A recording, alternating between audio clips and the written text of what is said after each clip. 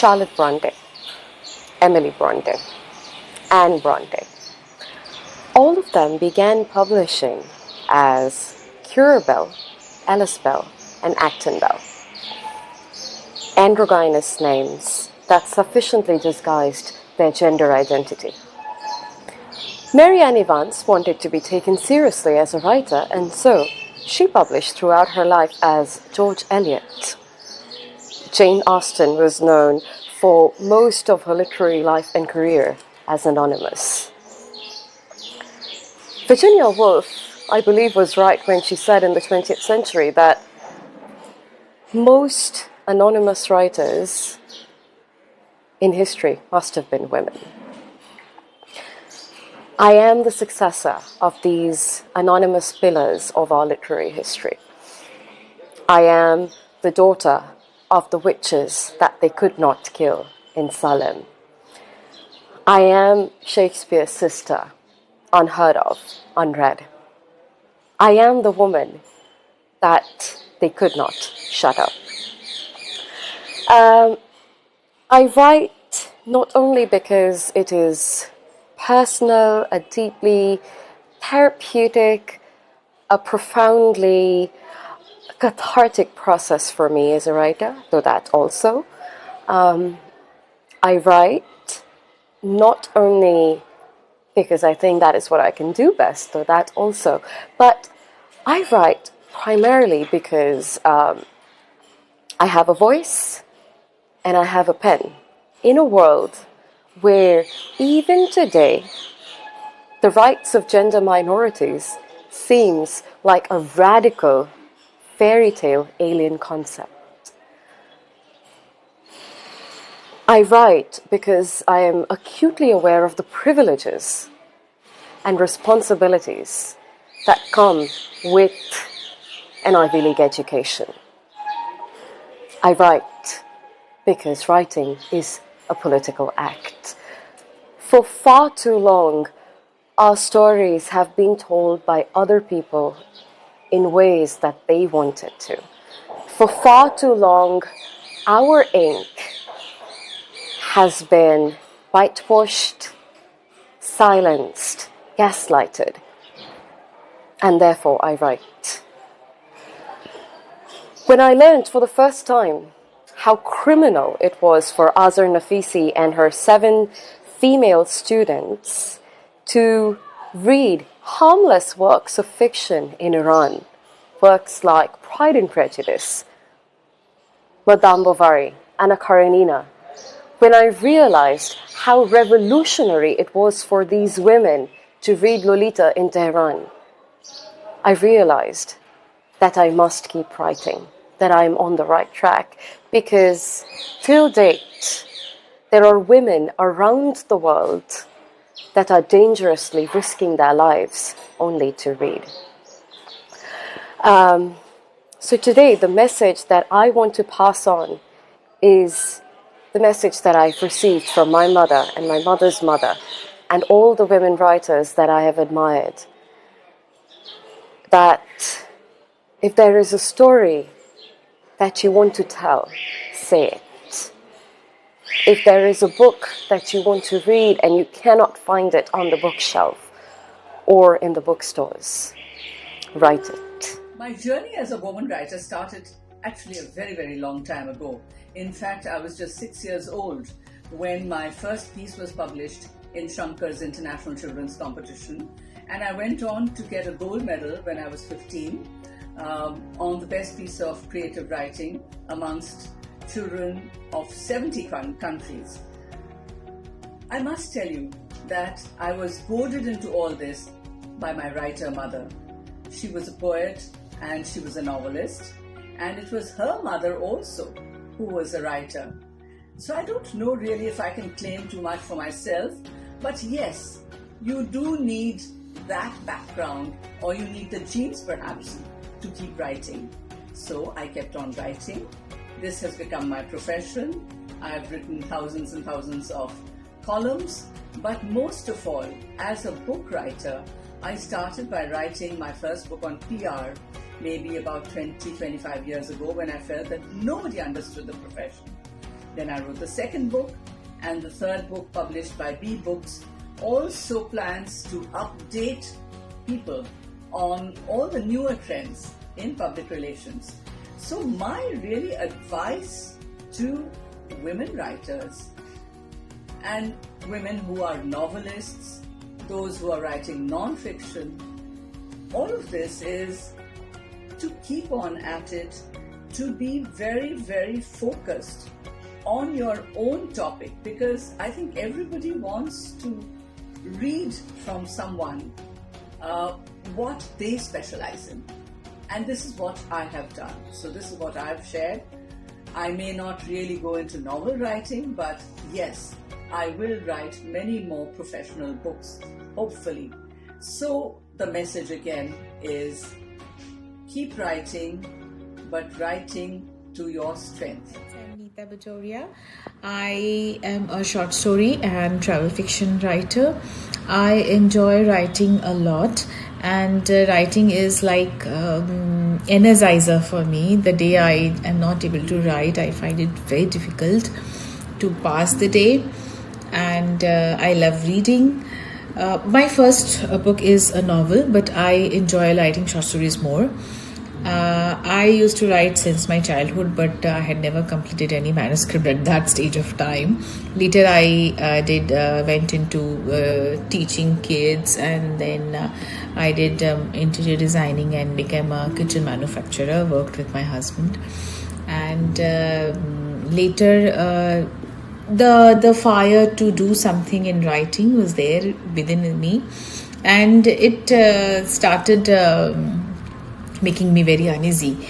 And then the call became so strong that I had to quit everything, my business and everything, give it back to my husband and say that no, I need to write now. So I started my career again. I am enjoying my journey a lot. Each and every day is so wonderful whenever I'm writing or reading. I really want to touch hearts of everybody who reads my book. That's why I write mostly about relationships and in emotions and everything which I have experienced around me. Urban Chronicles is my first short story graphic collection in a graphic form. The reason behind why I went into a graphic form, I could have come out with a normal short story collection. But the reason being that I found women in a city finding less and less time for reading due to their hectic schedule, whether they are housewives or they are working women. So I decided to convert all my stories into graphic form so that it will make things more interesting, jazzy, and I think they will be able to hold the attention span even more. I have seen that even after coming out with my first Urban Chronicles, I saw that whoever I gave this to, they were so delighted to see the comic book format, because quickly they could remember the times when they were reading comics when they were kids. So it was easy for them to relate, and they read it very fast. The readability was fast, and many of them who have never read any book completed it in one shot. That's a big feat, and I'm very happy about it. We are planning to come out with the Urban Chronicle series every 6 months, and I hope the other stories in the next series will engage and make people enjoy reading even more. My publisher Isha Chatterjee has asked me to speak about my experience of being a woman writer, as my debut fiction collection is coming out through B Books. First of all, I'm really glad that B Books is publishing my first debut short story collection called The Anger of Saintly Men. There is a lot to say about my experience of being a woman writer, as to publishing, my experience in networking, etc. But today I would rather wish to focus on the themes women, personally, I chose to write on. I've been writing for a decade now, and I think in the last 4 to 5 years, this book that I'm writing has been focused on masculinity. It's not like I sat down and I decided that I want to write a book about men. Obviously, those of you who write would know it doesn't work like that. I think this book got embedded in me, came to me because of the violence that we see around us all the time. And it led to a lot of questions and anxieties around how we are raising men, and and what are the experiences of men in our intimate lives, and how does that intimate life connect to our public political life. And that led to this book. It's a story of three boys growing up in Haryana, Gurgaon, and the changing Gurgaon. It's called, they are called, the names of these boys are Saurabh, Anurag, and Vikram, Sonu, Anu, and Vicky. Like I said before, it's called The Anger of Saintly Men, but these men are not very saintly. Uh, I think it led to a lot of questioning when I started writing it as to, can a woman writer write authentic male voices? And finally, I dismissed all those concerns and I started largely only worrying about storytelling and character building, because good storytelling and good character building, authentic character building, largely, I think, creates a larger universe than the microscopic view of appropriating uh, a gendered voice. Yeah, that itself is a trap.